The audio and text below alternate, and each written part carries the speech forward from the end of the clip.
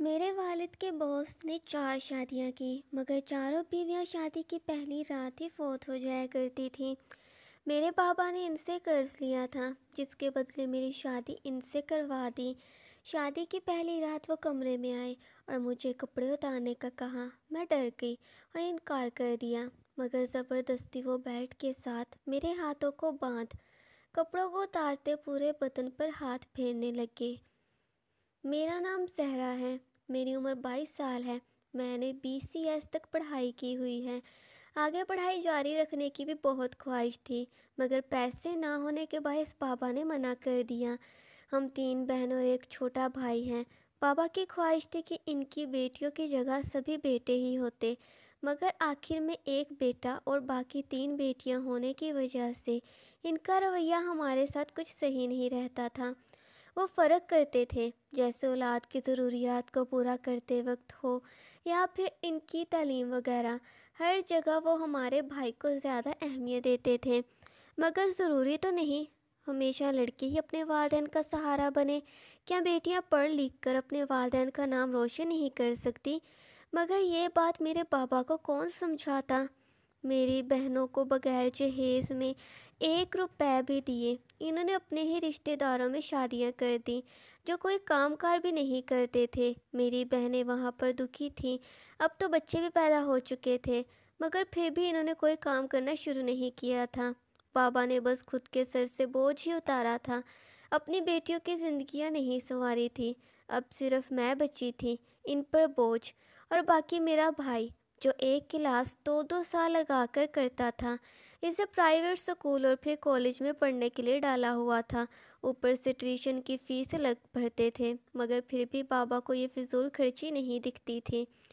جبکہ میں نے ہمیشہ سرکاری سکول میں پڑھائی کی اور اسکالرشپ لے کر پڑھائی کے خرچے اٹھائے، کبھی بھی اپنے بابا پر بوجھ نہیں بنی، مگر پھر بھی انہوں نے مجھے آگے پڑھنے سے روک دیا۔ میں بھی خاموش ہو گئی، اب سوائے اس کے اور کر بھی کیا سکتی تھی؟ بس مجھے ڈر اس بات کا تھا کہ کہیں بابا میری بھی شادی اب کسی آوارہ فارغ انسان کے ساتھ نہ کر دے، جو میری آگے کی زندگی کو بھی برباد کر دے۔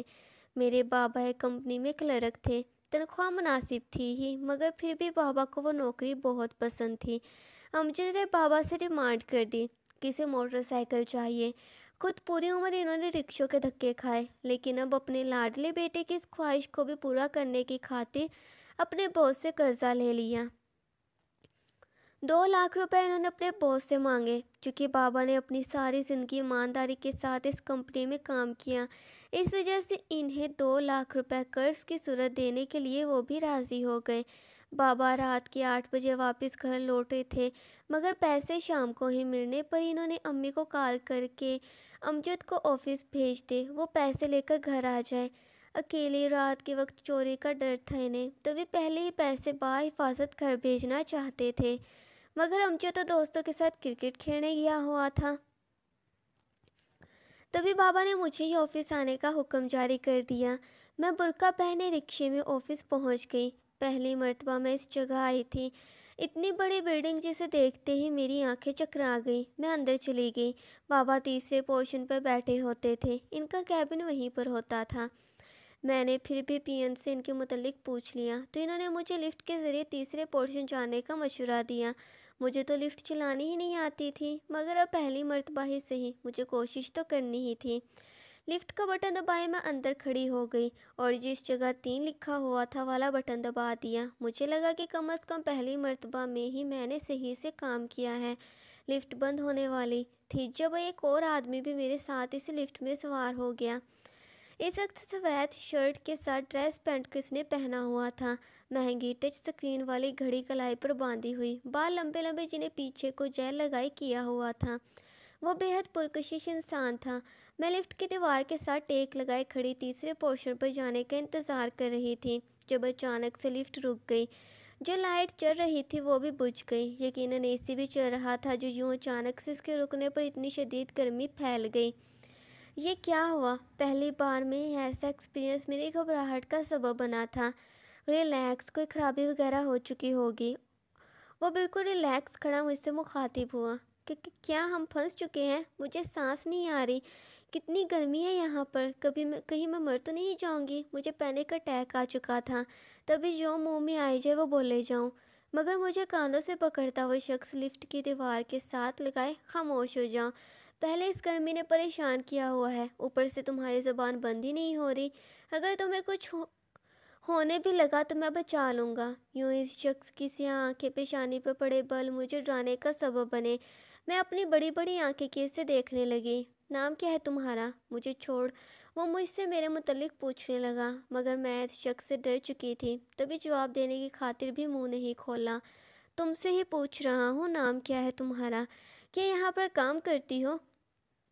اپنی شرٹ کے بٹروں کو یوں بے باکی سے کھولتا ہوا پھر سے مجھ سے سوال کر گیا۔ نہیں، میرا نام زہرا ہے، میں صدیق صاحب کی بیٹی ہوں، اپنے بابا سے ملنے آئی ہوں۔ نظریں جھکائے میں نے جواب دے دیا، جب بے شرمی کے ساتھ وہ اپنی مکمل شرٹ اتارتا فرش پر گرا گیا۔ مجھ سے اس کی جانب دیکھا بھی نہیں جا رہا تھا، تبھی اس کی جانب پیٹ کے کھڑی ہو گئی۔ گرمی واقعی میں بہت زیادہ تھی، اس تنگ سی جگہ پر پسینے سے میرا خود کا برا حال ہوئے جائے۔ برقع اتار دے، اس سے پہلے کہ پگھل جاؤ اس شدید گرمی میں۔ اس شخص کی بات سن میں نے نفی میں سر ہلا دیا۔ آخر کیسے کسی غیر انسان کے سامنے میں اپنا برقع اتار سکتی ہوں؟ ناٹک کرنا بند کرو، سچویشن کو سمجھو، بہت گرمی ہے، اگر تمہاری طبیعت خراب ہو گئی تو نہ ہی یہاں سے باہر نکل پائیں گے، نہ تمہیں ہسپتال لے کر جا سکیں گے۔ پھر سے اس کے کہنے پر میں اپنے برقعے کی ڈوریوں کو کھولنے لگی، مگر اچانک سے میرا سر چکرا گیا اور میں گرنے لگی، جب وہ شخص مجھے اپنی باہوں میں سمیٹتا گرنے سے بچا گیا۔ کہا تھا نا طبیعت خراب ہو جائے گی۔ وہ خود میرے برقعے کو اتارنے لگا، مگر میری حالت کچھ زیادہ ہی خراب ہوئے جائے جب وہ شخص میرے گال تھپ تھپاتا ہوا، بے ہوش مت ہونا، آنکھیں کھلی رکھو، اوکے؟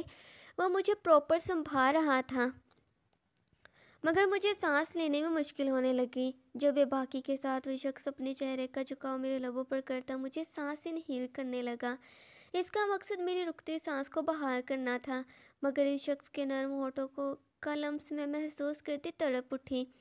اس شخص کی سانسیں اپنے اندر اترتی مجھے پاگل سا کر گئی، ایک انرجی جو میرے اندر آ گئی۔ میں نے برے طریقے سے اسے پیچھے دھکیلا اور بغیر سوچے سمجھے سیدھے اس کے چہرے پر تھپڑ دے مارا۔ کتنے برے انسان ہیں آپ! ایک لڑکی کو اکیلے پا کر فائدہ اٹھانا شروع کر دیا۔ میں پاگل تھی جو بغیر سوچے سمجھے بس سیدھا تھپڑ ہی مار دیا، مگر کہتے ہیں نا کسی مرد کی مردانگی کو ٹھیس پہنچاتا ہے کسی لڑکی کا اس کے چہرے پر تھپڑ مارنا، اور شاید یہاں پر بھی کچھ ایسا ہی ہونے والا تھا۔ تمہاری جان بچا رہا تھا میں، ورنہ مجھے بھی کوئی شوق نہیں ہے لفٹ بھی کسی لڑکی کے ساتھ زبردستی کرنے کا۔ دانتوں کو چباتا ہوا خود غصہ کرنے لگا۔ جانتی ہوں آپ جیسے لوگوں کو میں، روتی ہوئی خود کو لفٹ کے ایک کونے میں سمیٹ گئی۔ تم جیسے ہزاروں لڑکیاں خود ہر روز مجھے بستر پر لانے کی آفر کرتی ہیں، پھر آخر تم میں ایسے کون سی خاص بات ہے جو ایسی خوش فہمی تم پالنے لگی؟ جبکہ اب بھی میں تمہیں چند پیسوں کا لالچ دوں تو یہیں پر خود تم اپنے کپڑوں کو اتارنے کے لیے بھی راضی ہو جاؤ گی۔ اس شخص کی بات شدید نفرت کا سبب بنی، تبھی ایک مرتبہ پھر سے اسے تھپڑ مارنے لگی، مگر اب کی مرتبہ وہ شخص میری بازوں میں روڑتے ہوئے میری ہی کمر کے ساتھ لگائے۔ بہت گرمی موجود ہے تمہارے اندر، پہلے تھپڑ غلط فہمی سمجھ کر معاف کر دیا، مگر دوسری مرتبہ تمہاری کی گئی کوشش بھی ناقابل معافی ہوگی۔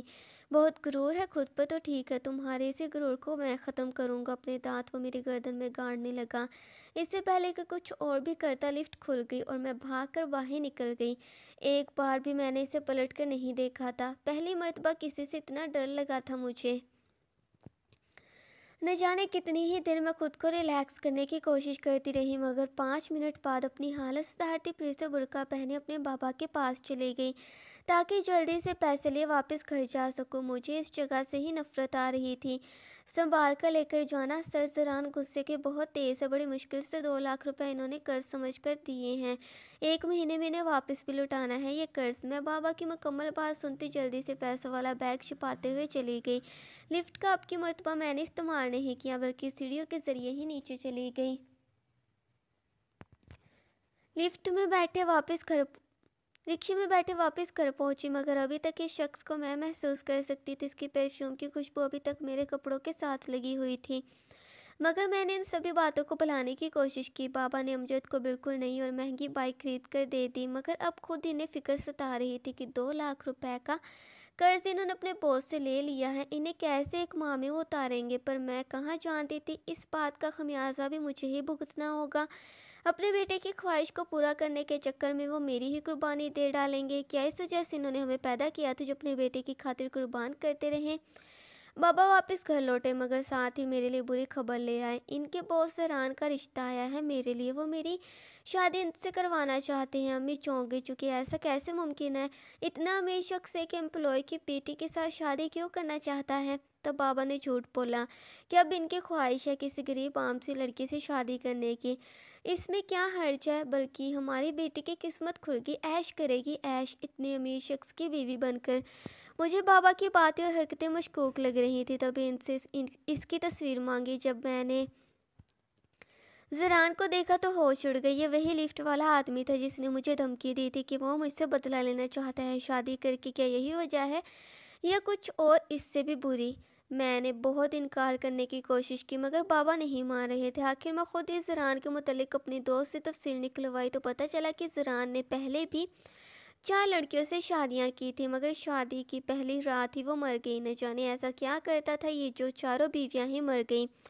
میں نے اپنے بابا کو زران کے متعلق ساری بات بتا دی مگر تب غصے سے بابا نے خود کی جان لینے کی دھمکی دے دی۔ چونکہ لیا گیا قرضہ ان سے اتارا نہیں جا رہا تھا، اب یا تو میں زران سے شادی کر کے قرضہ معاف کروا دوں یا پھر بابا اپنی جان لے لیں گے اور بعد میں ہم قرضہ اتارتے پھریں گے۔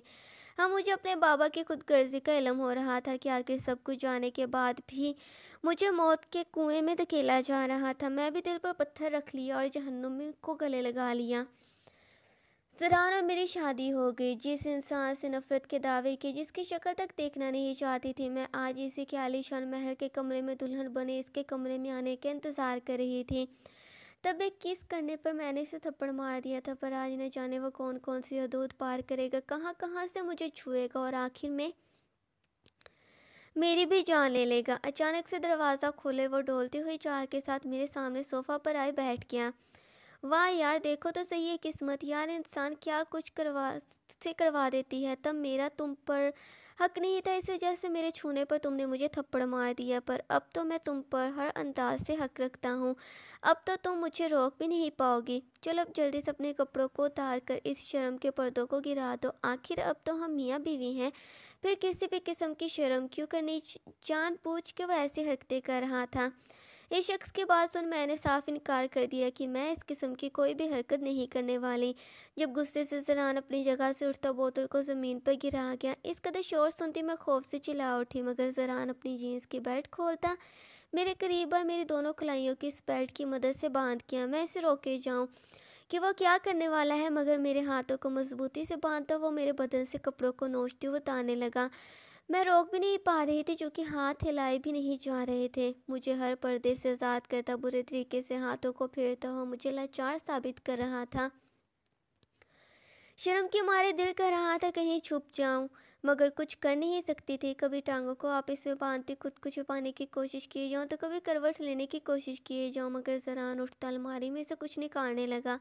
میں حیرت سے اسے دیکھ رہی تھی، ایک ڈر تھا دل میں کہ آج میری بھی آخری رات ہونے والی ہے، وہ میری بھی جان لینے والا ہے مگر زران گولی نکال کھاتا خود اپنی شرٹ کو اتارتے ہوئے اپنا جھکاؤ مجھ پر کر گیا، میرے بدن کے ایک ایک حصے کو چومتا، آخر میں اپنا ہاتھ نیچے کی جانب لے جائے اپنی پینٹ کے بٹن کو کھولتا میری چیخ کا باعث بنا۔ وہ ہر دوری کو مٹا چکا تھا، مجھے زبردستی حاصل کر چکا تھا، درد کے باعث میری حالت قہر ہو چکی تھی مگر اس شخص نے اپنا ظلم دکھانا بند نہیں کیا بلکہ ویسے اپنی حرارت میرے اندر منتقل کرتا رہا۔ آخر اس درد سے نجات پائے میں بے ہوش ہو گئی۔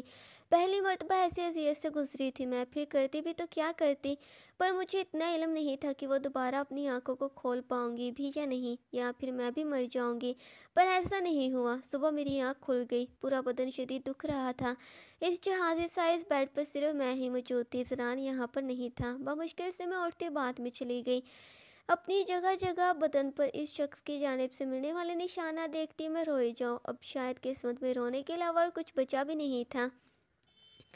میں جو کپڑے ساتھ لائی تھی ان میں سے ایک پہنتی کمرے سے باہر نکلی مگر اچانک سے میرا ٹکراؤ ایک لڑکی سے ہوا جس نے اپنا چہرہ گھونگھٹ لیے چھپایا ہوا تھا۔ سوری اس بڑے سے ویران محل میں کوئی لڑکی بھی رہتی ہے، مگر اس نے اپنا چہرہ کیوں چھپایا ہوا ہے؟ یہ بات بہت عجیب لگی۔ کیا آپ یہاں کام کرتی ہیں؟ ابھی میں ایسے بات کرنے ہی والی تھی جب ڈر کے وہ چلی گئی۔ تبھی زران میرے پاس آئے۔ تیار ہو گئی؟ چلو ناشتہ کرتے ہیں۔ خود وہ مجھے اپنے ساتھ ڈائننگ روم میں لے آیا۔ پورا میز رنگ برنگے کھانوں سے سجا ہوا تھا۔ شاید اتنی ڈشز تو پورے ہفتے میں ہم نہیں کھاتے تھے جتنی ایک وقت میں امیر لوگ کھاتے ہیں۔ میں نے ناشتہ کیا اور گھر دیکھنے لگی، مگر لڑکی بھی اب مجھے دکھائی نہیں دے رہی تھی۔ مگر شام کے وقت کسی کے چلانے کی آواز مجھے سنائی دی۔ میں ڈر گئی چونکہ آواز اسی گھر میں سے آئی تھی۔ حیران ہوئے میں اس شور والی جگہ پر جانے لگی، مگر اچانک سے کسی کا میری بازو کو پکڑنا چکا گیا۔ تم یہاں پر کیا کر رہی ہو؟ ہر وقت سوائے گھومنے کا اور کوئی کام نہیں ہے تمہیں؟ چلو چل کر میرے کپڑوں کو استری کرو۔ زران جو کہ اتنا غصہ ہونے لگا تھا مجھ پر اور خود اپنے ساتھ کمرے میں لے گیا۔ کمرے میں جائے میں کپڑوں کو استری کرنے لگی، مگر ایک مرتبہ پھر سے زران وہی گولی کھاتا مجھے پیچھے سے دبوچ گیا۔ کیا کریں آپ، چھوڑیں مجھے۔ ویسے ہی زران کی شرٹ پر استری رکھی ہوئی تھی، مگر اسے کوئی پرواہ نہیں تھی، بلکہ زبردستی مجھے اٹھائے بیڈ پر گراتا۔ پھر سے اپنے عمل کو دہرانے لگا۔ اپنے شوہر ہونے کا حق کو کچھ زیادہ ہی پورا کر رہا تھا وہ۔ ایک مرتبہ پھر سے ادھوری کو مٹاتا وہ مجھے حاصل کرنے لگا، مگر کل کی نسبت آج مجھے تھوڑا سکون نصیب ہو رہا تھا۔ استری آن ہونے کے باعث اس کی مکمل شرٹ جل چکی تھی، مگر نہ زران کو اس بات کی فکر تھی اور نہ ہی مجھے ہوش۔ سوائے زران کو قبول کرنے کا کوئی چارہ بھی نہیں تھا۔ اب اس رشتے کو نبھانا تھا مجھے۔ ایک ہفتے سے اوپر ہو چکا تھا میری شادی کو، مگر کبھی ایک تو کبھی دوسری کئی لڑکیاں مجھے گھر میں گھومتی دکھائی دیتی، مگر دوسری پر وہ غائب ہوتی۔ مجھے تو ڈر لگنے لگا تھا کہیں وہ کوئی بھوت وغیرہ تو نہیں۔ اس بات کا ذکر کئی مرتبہ میں نے زران کے ساتھ بھی کیا، مگر وہ بات ہی پلٹ دیا کرتے تھے۔ مجھے گھر میں سے چلانے، شور مچانے کی آوازیں بھی سنائی پڑتی رہتی تھیں۔ اب تو کبھی کبھی یوں بھی لگنے لگا تھا جو 4 بیویاں اس جگہ زران کی فوت ہوئی ہیں، کہیں ان کی روح تو مجھے دکھائی نہیں دیتی۔ ایک دن دیر رات بارش ہونے کے باعث زران واپس گھر نہیں لوٹا۔ میں اکیلی ہی گھر پر موجود تھی جب اچانک سے لائٹ بھی چلی گئی۔ ٹارچ اٹھائے میں اکیلی اپنے کمرے سے باہر نکل کر دیکھنے لگی۔ مجھے نہیں پتا تھا میں مین سوئچ کہاں پر ہے، بس اندازاً جائے جاؤں جب پھر سے وہی گھونگھٹ والی لڑکی مجھے دکھائی دی جو اسی طرف جا رہی تھی جہاں سے شور کی آوازیں اکثر مجھے سنائی پڑتی تھی۔ میں بھی اس کے پیچھے جانے لگی، مگر ایک بڑے سے دروازے کے اندر اسے جاتے دیکھ خود بھی اس کے پیچھے چلی گئی۔ یہ بہت بڑا کمرہ تھا، یا یوں کہیں تو کمرے میں کمرے تھے یہاں پر۔ میں ڈرتی ڈرتی آگے بڑھنے لگی۔ ایسی جگہ بھلا کون رہ سکتا ہے؟ ہیلو، کوئی ہے؟ میں آگے بڑھتی آواز لگا رہی تھی جب چھوٹے بچوں والے کھلونوں کی آوازیں کانوں میں پڑی۔ میں کمرے کا دروازہ کھولا جب سامنے 4 مرد اور 4 خواتین کو ایک ساتھ باتیں کرتے اور کھیلتے پایا۔ یہاں پر ہر سہولت موجود تھی، بچوں کے جیسا کمرہ سجایا ہوا تھا، مگر آخر کون تھا یہ سب؟ دیکھو نئی مہمان آئی ہے، ان میں سے ایک آدمی مجھے دیکھ تالی بجاتا ہوا۔ ان کی کیفیت دیکھ میں گھبرا چکی تھی جب ایک لڑکی میرے پاس ہے مجھے کمرے سے باہر لے گئی۔ پلیز چلی جائیں، کیوں آئی ہیں آپ یہاں پر؟ وہ لڑکی مجھے جانتی تھی۔ یہ سب کیا ہے؟ کون ہے وہ اور آپ سب کون ہیں؟ یہاں پر کیا کر رہی ہیں؟ میرے دماغ میں ڈھیروں سوال تھے۔ ہم وہی ہیں جن کی خبر اڑ رہی تھی کہ زران نے شادیاں کی اور وہ شادی کی پہلی رات ہی مر گئی، پر حقیقت میں ہماری شادی زران سے نہیں بلکہ ان سے ہوئی تھی۔ یہ سبھی زران کے بھائی ہیں، مگر اللہ کی قدرت دیکھے 5 بیٹے اللہ نے دیے، مگر 4 بالکل بچوں کے جیسے اور ایک سمجھدار۔ سب سے چھپا کر زران نے انہیں رکھا ہوا ہے، چونکہ وہ اپنے بھائیوں کا مذاق بنتے نہیں دیکھنا چاہتے، پر ان کی شادیاں ہم سے کروا دی تاکہ انہیں بھی زندگی کا ہر سکھ مل سکے۔ میں شوقڈ تھی یہ تلخ حقیقت جان کر، پر زران نے مجھے کیوں نہیں بتایا؟ مجھے شکوہ تھا ان سے۔ پلیز رہنے دے، جو بات تکلیف پہنچائی انہیں دہرانا نہیں چاہیے۔ ویسے بھی اگر وہ اس بات کو چھپا رہے ہیں تو اس راز کو راز ہی رہنے دیں۔ آپ پلیز جائیں یہاں سے، اس سے پہلے کہ زران آ جائے۔ مجھے اس لڑکی کی بات اچھے سے سمجھ میں آ گئی۔ میں بھی زران کو دکھی نہیں کرنا چاہتی تھی، نہ ہی انہیں شرمندہ کرنا چاہتی تھی۔ جو بات وہ چھپا رہے ہیں تو پھر میں بھی ناٹک کر لیتی ہوں انجان بننے کا۔ اگلی صبح زران ایک مرتبہ پھر سے میرے قریب آنے سے پہلے گولی کھانے لگے۔ ہاں، مجھے اتنا تو پتہ چل ہی گیا تھا کہ یہ گولی کس چیز کی ہے۔ وہ ڈرتے ہیں ہمارے بچے نہ ہوں، کہیں وہ بھی ان کے بھائیوں جیسے نہ نکلے، تبھی بچے پیدا وہ نہیں کرنا چاہتے تھے۔ پر میں نے آج انہیں ان گولیوں کو کھانے سے روک دیا، نہ جانے کیوں، مگر آج زران کے لمس میں پہلے سے کہیں زیادہ شدت تھی۔ آج ان کی شدتیں سہتے ہوئے میری سسکیوں میں پہلے کی نسبت زیادہ جوش تھا۔ شاید وہ بھی سمجھ چکے تھے، مجھے حقیقت معلوم چل چکی ہے، مگر نہ ہی انہوں نے ذکر کیا اور نہ ہی میں نے انہیں احساس دلوایا۔ سو ہمارے دل عزیز ریڈرز کو کیسی لگی ہماری یہ کہانی؟ چینل کو سبسکرائب لازمی کریں، ایسے دلچسپ سٹوریز کو شیئر کیا کریں اپنے دوستوں کے ساتھ، اور اپنا پیار ہمیشہ جتاتے رہیں ایسے بڑوں والی کہانیوں کے لیے۔